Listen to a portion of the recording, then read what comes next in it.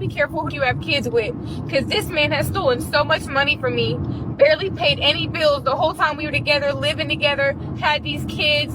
Everything they've ever had has come from me or his mother, but not him. And this man can't even give me $20 gas to come bring him his kids 2.5 hours away, and then drive 2.5 hours back before I gotta go to work, because he gave me $600 to hold. I went and paid my rent.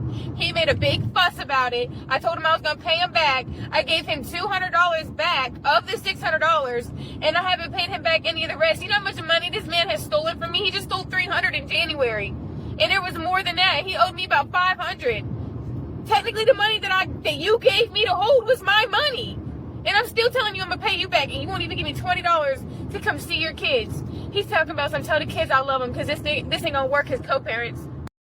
Why do women make dumb decisions to have multiple children with someone they already know is a loser? I'm thinking it's because they're trying to have the save the relationship baby. It is the only conclusion I can really have, because you can't convince me before she had multiple kids, plural, with a ZS at the end. You can't convince me that she didn't already know that he was somewhat of a deadbeat guy. She already knew. And then you know, these women sit there in the car and they cry and they parent shame about the loser of the father that they have, you know, for their kids. I don't get it. It's like, you didn't know this before you procreated once, twice, 3 times. And I'm even going to forgive the first one. I'll forgive the first kid. Second, third kid, nah, no, I can't. You really can't tell me the signs were there. He never wanted to be a dad beyond just, you know, the happy Hallmark cards, and that's about it. I don't even think they show Hallmark commercials anymore. To those who are young, you know, the Hallmark gift store had some of the best Hallmark commercials during the Christmas season, fam. So you sit there and you're all upset, and you know, you're into your feelings and all that. What do you want us to do about it? You chose the guy. I mean, I hate to sound insensitive, but come on. I mean, you know, she's pointing to the back seat with the kids. Oh, so you had many of them, at least a couple. He was a deadbeat before you had the second. I guarantee it to you, and I guarantee the signs were already there. Me and my family sold our trailer. As our family grew in 2023, we were blessed to bring home a baby boy, our last of 5 children, 4 girls, 1 boy. You heard that correctly. 5 kids, 4 girls and a boy. It always kind of amazes me when they say we were blessed. Okay, you were blessed, and here you are now making a TikTok. I mean, I'm glad the child is okay, of course. It's a 4-bedroom trailer. So our 6 and 7-year-old share a room, and our oldest, she has her own room, and our middle has her own room, and then we had our room.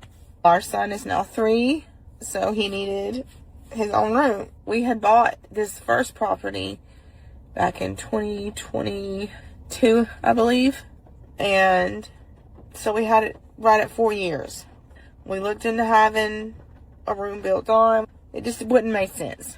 So we put our house up for sale, our trailer, and we moved to another trailer park in the time being while our house was up for sale, because with my work schedule and his work schedule, we have dogs. Our house was going to be showed. We would have to get off, come get our dogs, and put them up. We couldn't do that. It just made more sense for us to move and go get a cheap rental somewhere in the meantime. We found a 3-bedroom little trailer over here, not far from our house that we're selling. So that put us in our room, my 6 and 7-year-old little girl there continuing to share a room, and then my oldest and middle share a room, which leaves me and my husband and my son still sharing one as well. She has a story here, trust me. I did a lot of editing. Our house sold, thank the Lord. We closed somewhere around the 12th of June, and in the meantime of all this, we've been looking for somewhere else to move once that happened, and we found the perfect place. 6 bedrooms for way under the budget we set, which now we know that budget would have been way too much as far as a mortgage we can afford. So it's 6 bedrooms on top of selling our own trailer and paying the inspection fees and repairs and all of this that goes into selling.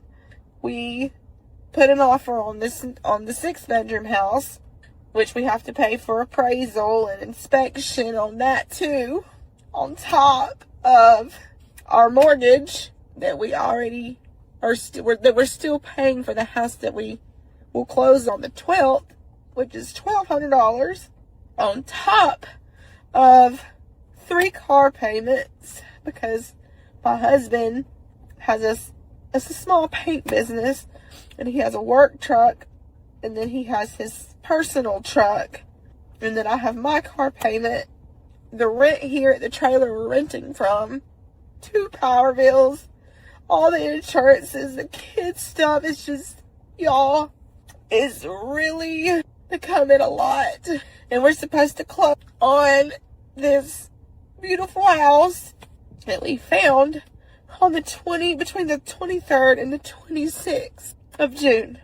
But we ran into some things between the house we're selling and the house we're buying, where there's thousands of dollars that are needed to make this all happen in less than 30 days. It's really overwhelming. Me and my husband have been working our butt off to get this to happen for our babies. I've watched my husband battle addiction 10 plus years ago, and he came out of that to owning a small business and us buying our first home, to being blessed to be a stay-at-home mom for 5 years, until 2 years ago when I went back to work as a waitress. We've never been this tight on money and trying to pull everything together. I've been working double. Of course we showed them. So they've been talking about what their themes of their room is going to be, but we don't want them to see us struggling and hoping to make that happen for them, not knowing if it will or not. Okay. Yeah. Okay. I get this. I edited this way down because the story's like twice as long. All right. Where to begin? Folks, we are not responsible for putting her into a place, no more than you are responsible for putting a roof over my head. You're not responsible for that. When let's see, she wants to go into a 6-bedroom house. 6 bedrooms for the multitude of kids you chose to have that you clearly cannot afford. See, this is what happens when you have so many kids that you cannot provide for them the things you would like. Imagine if you only had 1 or 2 kids. Yeah, you could probably do this. You wouldn't. First off, you wouldn't need a 6-bedroom house. You could get away with a 4. Big difference right there. You wouldn't need to have all this extra stuff. But let's break this down. Her husband has a paint business. And I cut it out because she can talk as much as I can. And there's nothing wrong with that, by the way. All right. But her husband has a paint business that they had just gotten out of credit card debt with. So the paint business is not thriving. She was a stay-at-home mom for 5 years. So there was no income there. She goes back to work. She works as a waitress. And this is nothing to do with the kids, okay? The kids isn't the focus, but we do have to look at them in sense of how many of them you have. On a waitress salary / stay-at-home mom salary with the husband who has a somewhat defunct paint business. And I do say that after, like I said, I listened to the entire thing, and they had just peeled him out of thousands of dollars of debt in that. You can't afford a 6-bedroom house. I would say you could afford maybe a 3-bedroom trailer. Everybody doubles up in a room and someone sleeps on the couch. The reality is, when you choose to have more kids than you can comfortably afford, everybody in the family is going to make extreme sacrifices. This is a family of 7. That's a whole lot of people. You're going to try to get them all their own rooms. And then you come to TikTok and no shame, I guess, kind of sorry, not sorry, but come on, that's not our problem. We're all trying to keep our roof over our head. I live in 840 square feet instead of living in a house or a much nicer condo. And the kicker is I could afford to upgrade now. If I wanted to go from this $100,000 to a $200,000 condo, and I wanted a mortgage, say, of $1,000 a month, because remember, I could sell this place, probably pay off half the other, even after all the fees and stuff. Okay. I could afford to do it. What's keeping me from doing it? I don't want the extra bill. This place is paid. I know everything about it. Okay. I know who's worked on it. There's value to me in that. But I made the decision early on to make sure I lived way below my means. You guys have not you personally. I'm talking the TikTokers. The TikTokers have lived below their means. They've not done anything over the years to build in excess income. Again, if it pleases the court, she's been a stay-at-home mom for 5 years. He's worked as a self-employed W-2. And again, they just peeled him out of a bunch of credit card debt. So really, there's no money coming into this family. This is what happens when families choose not to build generational wealth, when you choose to just skate by. And then all of a sudden you got one kid too many. It's like, well, we're just pulling out of the seams in this flat. We can't possibly live here. Oh my goodness, here's the perfect place. We can't afford it because we have not worked towards building generational wealth. We have not worked towards increasing our skills. Again, going from stay-at-home to mom to waitress, no shame in that. But it is rich to come and say, there's the perfect house on the hill, put us in it. And then you're doing the crying and the tears. And then what are you doing telling your kids about the house when your butt isn't even in it yet? You don't get your kids excited on things like that. You say absolutely nothing. Then your kids don't see you as a disappointment. I'm just keeping it real here. She says here they have 3 cars, 2 electric bills. Yeah. And here's the kicker, lady. Even if we got you into the house, even if everybody pulled all their money together, we got you in the house, how are you going to maintain that house? What money you could have to afford it? You don't. You don't have the money to get yourself into a 6-bedroom house, much less afford a 6-bedroom house. And it wouldn't even matter if this was a 6-bedroom trailer. Okay. I think she's talking about a house. She could be talking about a 6-bedroom trailer, but it just does not matter. That is irrelevant. But you see, guys, if you're going to build wealth to get your family into something like this, you got to build that wealth. And you got to start working on building it years before you ever needed it. I chose never to have kids. So therefore, that was a wealth area I did not need to work on. But I always have known I needed to work on retirement. So that is where my focus is. Again, not that one is better than the other. Okay. It's just here they've decided, hey, we want to have a family of 7. Great. So what did you do when that first kid was born? What did you decide to do to start making plans to build wealth? You did absolutely squat.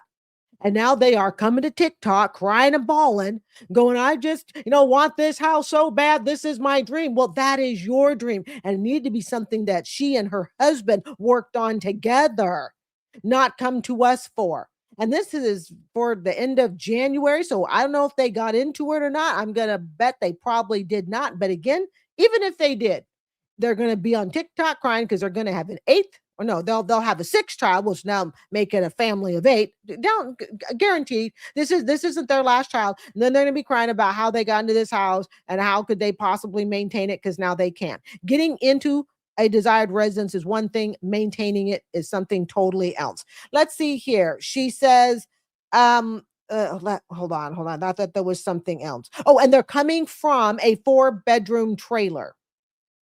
Okay. Well, this sounds like to me like this is the lifestyle she chose. We chose to have lots of kids and live in somewhat poverty. So you're living the life that you have worked to build. Because the last thing that we want to do is tell them that it's not going to happen. And I will do anything in my power to make sure that they get this house. Just yesterday, $1,000 was needed to pay for something towards it. I can't keep up with all this. I can't remember right now what the $1,000, what was it? Something to the inspection or something, I'm not sure. So my husband has been pitching in, handling half, paying off past credit card balances from running his business. Yesterday, I paid $1,000 towards this inspection thing, whatever. That left me $400 to my name. I'm sitting somewhere around $450 maybe in my bank account, and he don't have it. He just doesn't have it. We're living on a prayer here to try to make this happen. But 23rd through the 26th is going to be here before we know it. And we're going to have $5,000 or 6, maybe 7 to close, because even though we're selling our trailer, it's still not enough. We have less than 30 days to come up with $5,000 to $7,000 to make this happen. I have Cash App, Venmo, and Zelle.